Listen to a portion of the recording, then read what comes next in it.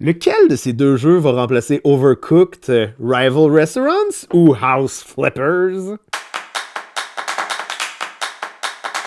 Rival Restaurants, sous les restaurants rivaux, hein, c'est le premier jeu que je vais vous présenter aujourd'hui brièvement et vous parler un petit peu de ce que j'en ai pensé. Je vous parle de Overcooked.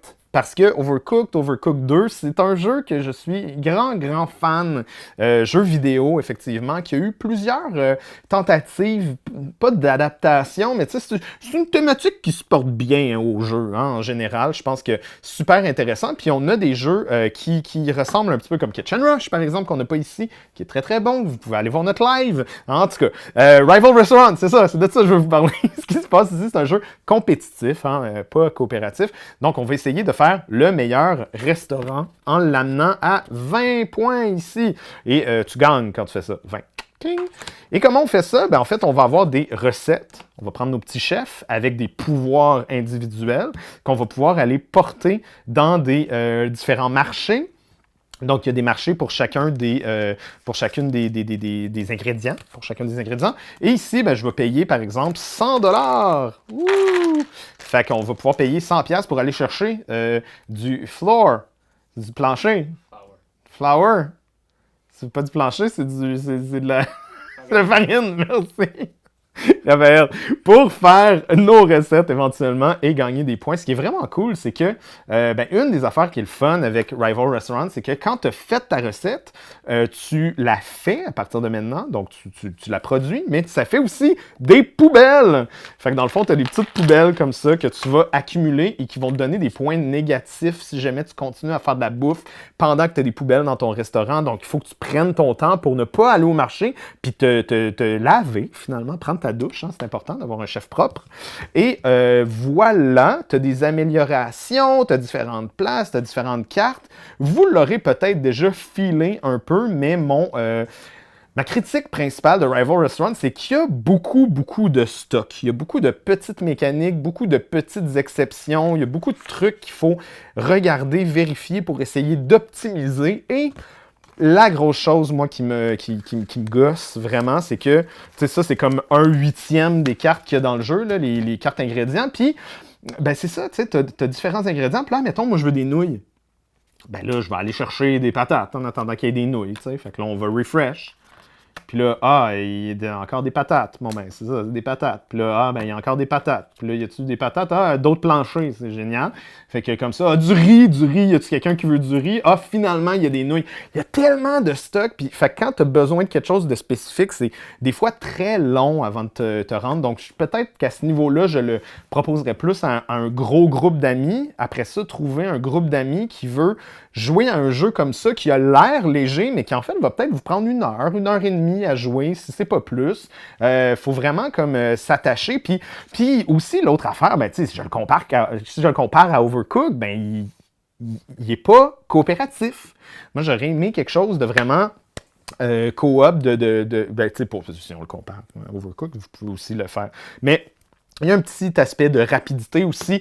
Et ma mécanique préférée de ce jeu-là, c'est définitivement le fait que tu peux échanger les choses. Donc, si quelqu'un a réussi à aller les chercher, les nouilles, ben, tu peux peut-être échanger d'autres ingrédients pour cette personne-là, peut-être une de tes recettes que la personne aime, peut-être un de tes pouvoirs, etc. Tu peux échanger beaucoup de choses dans ce jeu-là. Fait que c'est cool à ce niveau-là. Sinon, un petit peu beaucoup overproduce, mais regarde.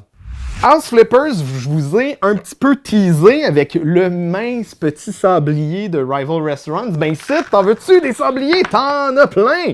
Il y en a énormément dans ce jeu-là, énormément de 4, 8, 9, 10, 12 types de sabliers. Et c'est là que tout le jeu prend son sens et sa richesse. Hein. C'est un jeu qui va se jouer très, j'ai dit très rapidement.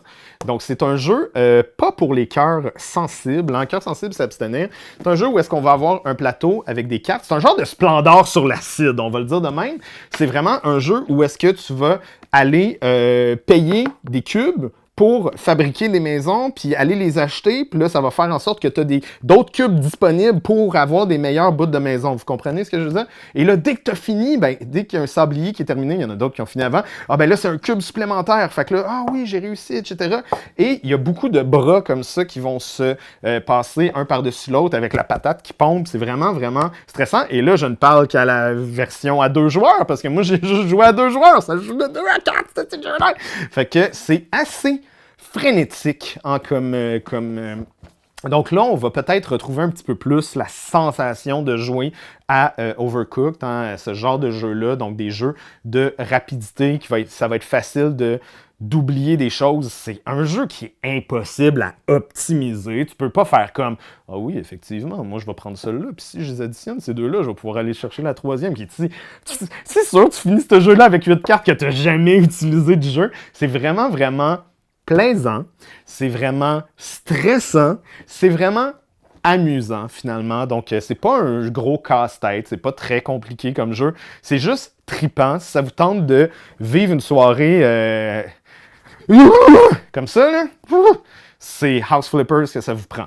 Vraiment, vraiment cute à ce niveau-là. C'est sûr que c'est difficile je voyais tout embrouillé au fil de la soirée. Moi, j'ai joué plusieurs parties, mais c'est vraiment comme... c'est vraiment prenant. L'édition est super belle, le jeu est vraiment cool. Pas grand-chose à l'intérieur, tu sais, les cartes, les sabliers, le plateau, that's it. Fait qu'il est facile à mettre en place, il est facile à aimer, ce jeu-là, il est vraiment bien. Petit peu stressant, par exemple. Je pense qu'il n'y en a aucun des deux qui remplacerait Overcooked. C'est sûr que là, on a plus l'aspect cook, puis là, on a plus l'aspect over, mettons. C'est très difficile à dire. C'est sûr que pour moi, Kitchen Rush, il est peut-être plus. Je ne vous l'ai pas présenté aujourd'hui, mais tu sais, Kitchen Rush, il est peut-être probablement plus. Je dirais qu'entre les deux, vraiment, vraiment, s'il faut que je décide, je dirais House Flippers. Me donne plus le feeling. Toujours compétitif, hein, pas coopératif, mais je pense que c'est House Flippers qui gagnerait dans mon cœur la comparaison avec Overcooked. C'est toi de trouver l'épisode de jour du Popoche? Sonne la cloche! Sonne la cloche! On parle de jeu, like-nous, commande, suis-nous! Ouais. Sonne la cloche! Sonne la cloche! Partage à tes amis, partage à ta mamie, ouais. Sonne la cloche! Sonne la cloche! Comment ton ouais, fais le mon titi! Sonne la cloche! Sonne la cloche! Sonne la cloche comme quand Jésus a sonné à la porte pour aller souper chez Zachée.